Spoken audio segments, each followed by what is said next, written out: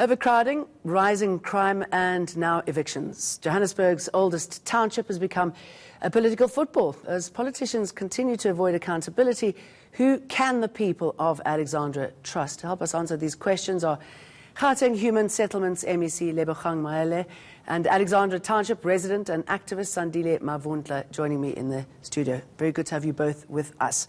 Evening. Sandile, I believe you support these sort of demolitions.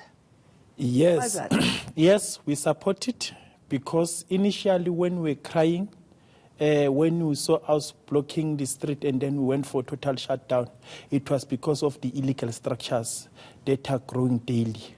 So that is why we are saying we are happy when the mayor and the city, because he's the head of the city of Johannesburg, he need to acknowledge that at least now they are discharging the bylaws, they are acting, they are working. That is why we are saying we need him to move more, because there are still people who are still grabbing the land in all pockets of Alexandra. As yesterday he was addressing the crowd, those people, and then there were people who are still selling the land within the Alexandra. Tomorrow they will be staying there. They will build with bricks and mortar and then they can't demolish. We're happy if the bylaws of the city of Johannesburg now are being implemented properly and then if they follow. But we condone if they evict people illegally. But if there was a court order, people violated the court order. Because the court order was obtained in 2016, as he mentioned, the mayor, in September. What was the meaning of that court order? Those people were not supposed to build there. It was preventing them to build. And then they built in 2 months. They started to occupy in 2 weeks. It's not all of those structures that were there, they were occupied. It's not all of them. It's a fabricated statement that it's being made. If you can go to all the archives from yes, ENCA, you go to the other news channels, check during the shutdown. All of those structures were not even having a roof on top. So the city of Johannesburg, the mayor, when he entered to the office, he said he's coming to fix the city of Johannesburg. He never said that he will fix the certain portion and then not the other portion. As he evict those people in the inner city, they are flooding in Alexandra. So they are grabbing land in Alexandra. And then, I mean, you were there. You also saw what happened. I mean, do you support the fact that these sort of demolitions should happen and in this manner? Well, we are on record as the ANC-led government that land grabs must not be encouraged, because this is a consequence of that. And I'm making this point because we have on several occasions said to our cities, put measures in place to preempt and try and avoid this, but also let's work together, province and cities. And we know that the coalition partner of the mayor in the city is in the forefront, although they deny that they are not the coalition. Try to explain. Yeah, but it doesn't seem as though anybody's working together. In fact, you know, Herman Chavez complained in the past that that his funding has diminished. No, unable to let him do his job. No, it hasn't diminished. I mean, we allocate all municipalities' money, including the city of Johannesburg, for housing. And it's based on business plan. So if you want a business plan, justifiable. Obviously, we also have limited resources that we get from national, but that's besides the point.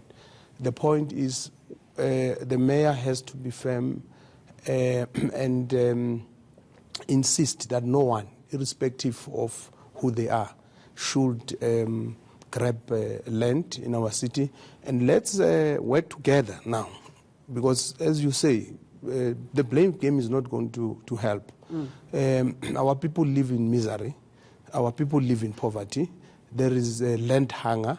There is pockets of land that are owned by the city. There are pockets of land that are owned by the province and national. So if we have one plan that is comprehensive, that is integrated, well coordinated, we should be able to manage this crisis, not just in Alexandra.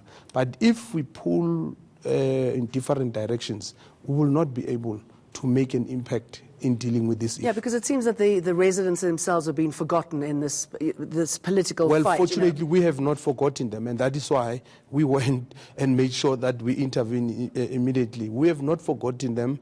That is why, as I speak to you now, we are already thinking So about can I say, I mean, issues. your previous predecessor cut the budget by 180 million for this area, you know, so you just wonder how... No, we don't just cut the budget. I don't know why. We don't. There was a year where You would think if anything it would go where the national government cut our budget with 900 million because there were no plans.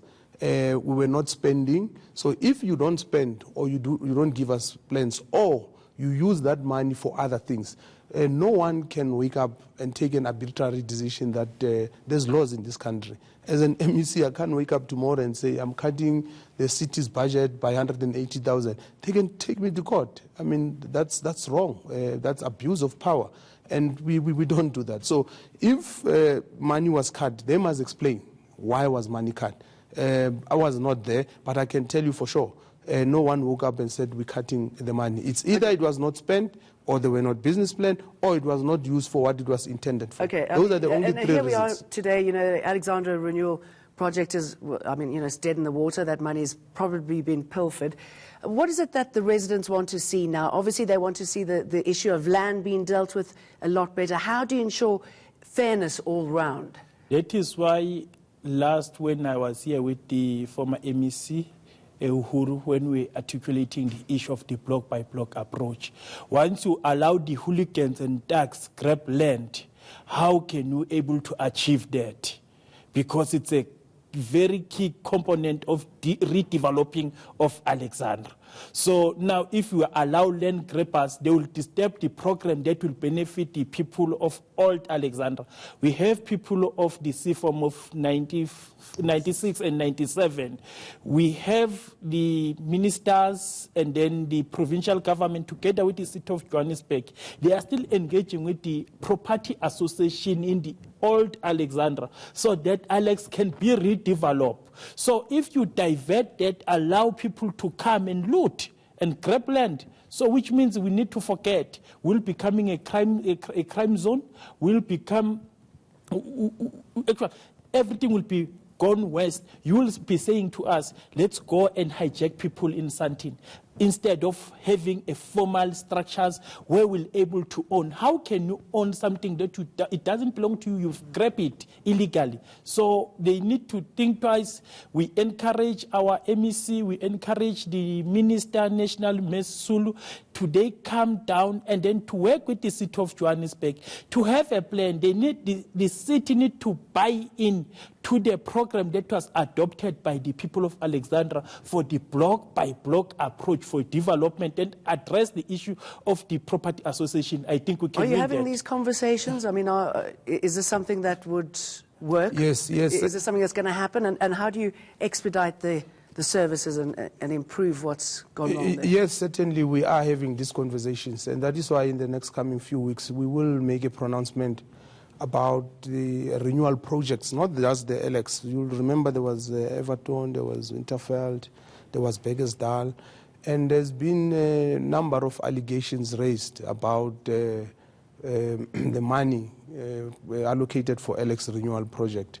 So we have a responsibility as the provincial government to explain to the people what was Alexandra renewal project about, what were the objectives, what were the plans, how far was it implemented, and what happened with the money that was there from the provincial government, by the way, not from national government, because the president launched a project to the value of 1.3 million. The president did not avail 1.3 million. So people are saying 1.3 million, others are, 1.3 billion, others are saying 1.6 billion. The president never allocated money, but the project was to be at the value of 1.3 billion or 1.6. So we have to still quantify how much money we have spent so far as the provincial government, and what is left which is not done, what was done. Because people who live in Alex, who grew up in Alex, I grew up in Alex fortunately, there's things I've seen with my own eyes, schools, roads, houses coming up. Is there anything good happening at the moment? Are you seeing a move to make things better? Since we went for shutdown, there is nothing.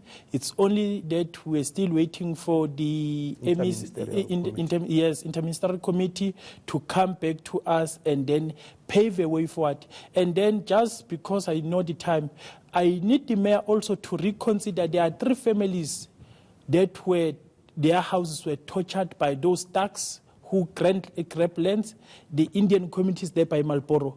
We need they also need intervention. If the mayor can able to pull out the money to reconstruct the illegal structures, he need also to reconsider those 3 families that were affected by those people who are grabbing land in Alexandra. All right, gentlemen. Thank you very much. You've got a big task ahead of you, Lebogang Mwele. Yeah, thank you very much. Thank you very much.